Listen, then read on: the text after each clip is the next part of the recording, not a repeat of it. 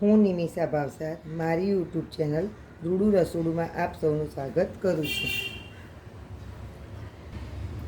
આજે આપણે ગુજરાતી સ્ટાઇલના મંચુરિયન બનાવીશું. બહારના સોસ વગર, જે chilli sauce, soya sauce, vinegar એ બધું નાખી અને બનાવે છે એવા નહીં. એ આપણા શરીરને પણ નુકસાન કરે. તો આપણે આપણા ગુજરાતી રીતે બનાવીશું. એના માટે જોઈશે મીઠું, કોર્નફ્લોર, મેદો, લસણ, કોબીજ, ગાજર, ડુંગળી, લીલા મરચાં, તીખાસ માટે થોડાક નાખવાના, કેપ્સિકમ, લીલી ડુંગળી, ટામેટાં, મરી પાવડર, ગરમ મસાલો, કેચઅપ અને આપણા રૂટિંગ મસાલા થોડા ગુજરાતી બનાવવાના એટલે થોડાક રૂટિંગ મસાલા આપણે નાખીશું. અને તળવા માટે તેલ. આ આપણે ગાજર, કોબીજ, કેપ્સિકમ અને બધું આપણે જે શાક હતું એ બધું આપણે મિક્સરમાં ક્રશ કરી દીધું. તમે કટરમાં કરવું તો પણ કરી શકો. કટરમાં બહુ વાર લાગે, મિક્સરમાં આપણું જલ્દી બની જાય. અને આ ટામેટાં અને લસણ એની આપણે ગ્રેવી કરી દીધી. હવે આપણે આ જે શાકભાજી કર્યા હતા ક્રશ, તો એમાં થોડો પાણીનો ભાગ હોય તો શું ખીરું ઢીલું થઈ જાય. એટલે આપણે આવી રીતે કોઈ ચાણી હોય એમાં આવી રીતે થોડી વાર 5 મિનિટ માટે મૂકી દઈશું તો બધું જ અંદર શાકનું પાણી નીતરી જશે. અને પછી આપણે આ શાકનું પાણી વેસ્ટ નથી જવા દેવાનું. આપણે જ્યારે ગ્રેવી કરીએ ત્યારે એમાં જે પાણીની જરૂર પડે એ વખતે આપણે આ પાણીનો ઉપયોગ કરી દઈશું. એટલે બધા વિટામિન પણ આપણા જળવાઈ રહેશે. આવી રીતે જુઓ, થોડી 5 મિનિટ રાખશો એટલે બધું જ વધારાનું પાણી બધું નીકળી જશે. આ આપણું બધું જ પાણી સરસ નીકળી ગયું છે. એકદમ મિક્સર તૈયાર થઈ ગયું. 5 મિનિટ તમે મૂકશો એટલે તરત બધું જ પાણી સરસ નીકળી જશે. આમાં આપણે મસાલો કરી દઈશું. તો પહેલાં તો મીઠું સ્વાદ અનુસાર નાખીશું. આ કોર્નફ્લોર નાખીશું. કોર્નફ્લોર અને મેદો આપણા ખીરાના પાણીનો ભાગ જે હોય એ રીતે આપણે જોઈને નાખવાનું. આવી રીતે થોડા રાઉન્ડ વળી શકીએ એ રીતે. અહીંયા મેં અડધી વાટકી જેટલો મેદો નાખ્યો અને 5-6 ચમચી જેટલો મેં કોર્નફ્લોર નાખ્યો. હવે મીઠું નાખી દીધું. હવે આપણે રૂટિંગ મસાલામાં આપણે થોડુંક ધાણા જીરું નાખીશું. અને આપણે લીલું મરચું 3 લીધા હતા એટલે થોડી તીખાસ પ્રમાણે લાલ મરચું નાખીશું. ચપટીક જેટલો ગરમ મસાલો.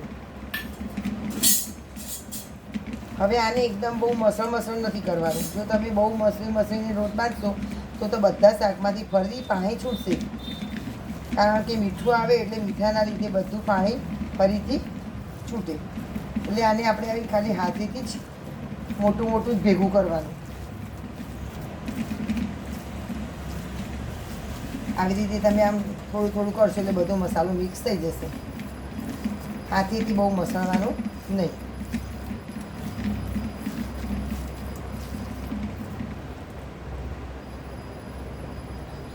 આ આપણું તેલ ગરમ થઈ ગયું છે. તો આવી રીતે નાના મીડિયમ બોલ બનાવીશું એટલે શું ગ્રેવીમાં સરસ મિક્સ થઈ જાય. એકદમ ગોળ ના બને તો ચાલશે, કારણ કે શાક આપણું થોડું વધકચરું હોય અને જો ખીરું ઢીલું થઈ જાય એટલે એકદમ સરસ ગોળ તો નહીં થાય. અત્યારે ચોમાસું આ છે તો ચોમાસામાં આવું સરસ ચટપટું અને તળેલું ખાવાનું વધારે મન થતું હોય. તો આપણે આ બહુ ટાઈમ પછી વિડીયો ઉતારીએ છીએ તો આપણે સરસ મજાનું ચટપટું ખાવાનું બનાવીએ.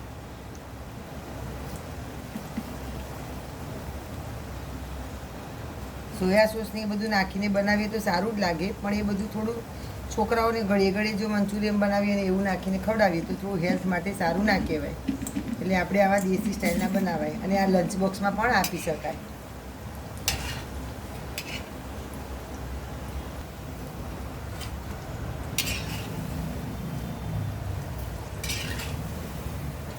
પતી જાય ને તો મારી ગ્રેવી તો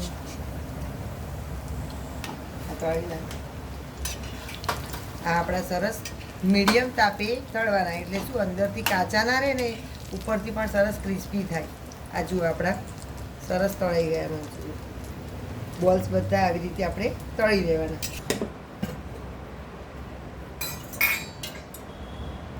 હવે આ આપણું વઘાર માટે તેલ મૂક્યું, તો એ તેલ આપણું થોડુંક ગરમ થાય એટલે આપણે ડુંગળી નાખી દઈશું.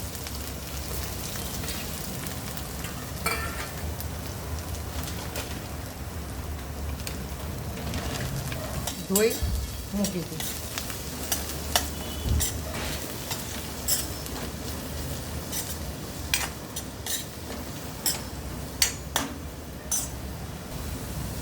હવે ડુંગળીમાં આપણે મસાલો કરી દઈશું. ગ્રેવીમાં થોડુંક મીઠું નાખ્યું,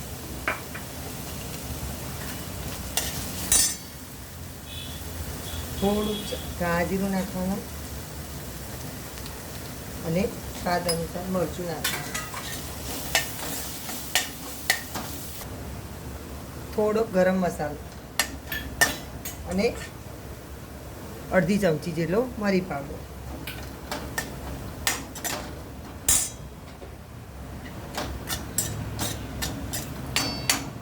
હવે આ આપણી ડુંગળી સરસ સંતળાઈ ગઈ.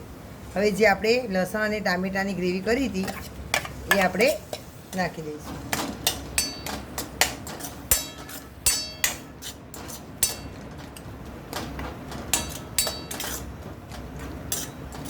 જે શાકમાંથી પાણી નીતાર્યું હતું એ આવી રીતે થોડુંક જારમાં લઈ અને જે બંધ કરીને અને બધું મિક્સ કરીને લઈ લઈશું.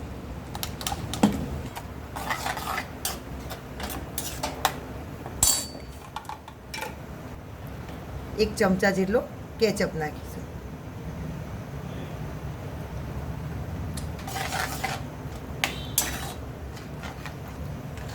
કેચઅપ નાખવાથી એનો કલર જે આપણે સોયા સોસ અને ચીલી સોસ નાખીએ અને જેવો આવે કલર બજારનો લાલ એવો જ કલર કેચઅપથી આવશે. હવે આ ગ્રેવીને આપણે ઉકળવા દઈશું. આ આપણી ગ્રેવી સરસ જાડી થઈ ગઈ. જો ના લાગે જાડી તો પછી થોડો કોર્નફ્લોર હોય એને પાણીમાં ઓગાળીને નાખવાનો, તો થોડી થિકનેસ આવી જશે. જો બહુ ઢીલી ના ગમતી હોય ગ્રેવી તો. અને જો કેચઅપ થોડુંક નાખવું હોય તો તમારા ઘરમાં જો શેજવાન સોસ પડ્યો હોય તો એ પણ નાખી શકાય. અડધો શેજવાન સોસ અને અડધો કેચઅપ નાખવાનો તો પણ બહુ જ સરસ ટેસ્ટ આવશે. આ આપણા એકદમ દેશી સ્ટાઇલના મંચુરિયન છોકરાઓની હેલ્થ માટે. જો બહારના લોકો તો સોયા સોસ ચીલી સોસ નાખે, આજીનું મોટું નાખીએ, એ બધું આંતરડા માટે આપણા નુકસાનકારક. જ્યારે આપણા ગુજરાતી ઘરના મંચુરિયનથી આપણે છોકરાઓની હેલ્થ પણ સારી રહે અને છોકરાઓને એમ લાગે કે ભાઈ કંઈક નવું ખાધું. જો તમે ટામેટા કેચઅપ ના પડ્યો હોય તો તમે ટામેટાની ગ્રેવી વધારે કરી અને લાલ મરચાંની પેસ્ટ બે મિક્સ કરી અને એ પણ નાખો તો પણ ચાલશે.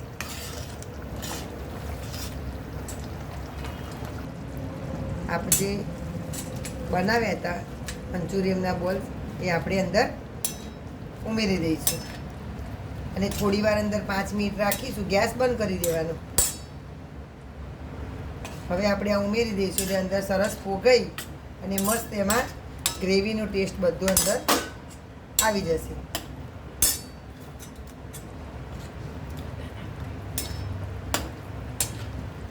જો તમને વધારે ગમતા હોય, ગ્રેવી ઓછી ગમતી હોય, મંચુરિયન વધારે ગમતા હોય ડ્રાય મંચુરિયન જેવા, તો મંચુરિયનના બોલ્સ વધારે નાખવાના અને ગ્રેવી વધારે ભાવતી હોય તો બોલ્સ ઓછા નાખવાના. સ્ટાઇલનું મંચુરિયન તૈયાર. આ આપણા એકદમ દેશી સ્ટાઇલના ગુજરાતી આપણા મંચુરિયન તૈયાર. મારી આ વાનગી પસંદ આવી હોય તો મારી યુટ્યુબ ચેનલ રૂડુ રસોડુને સબસ્ક્રાઈબ કરશો, બેલ આઇકન પર પ્રેસ કરશો. તમારા ફ્રેન્ડ સાથે શેર કરવાનું તો ભૂલતા જ નહીં. અને બનાવી અને પછી કેવા લાગે એ ચોક્કસ કોમેન્ટમાં કરજો કે મને ખબર પડી કે આમાં કંઈ સુધારો વધારો કરવાની, તો ચોક્કસ કોમેન્ટ ખાસ કરજો. Thank you.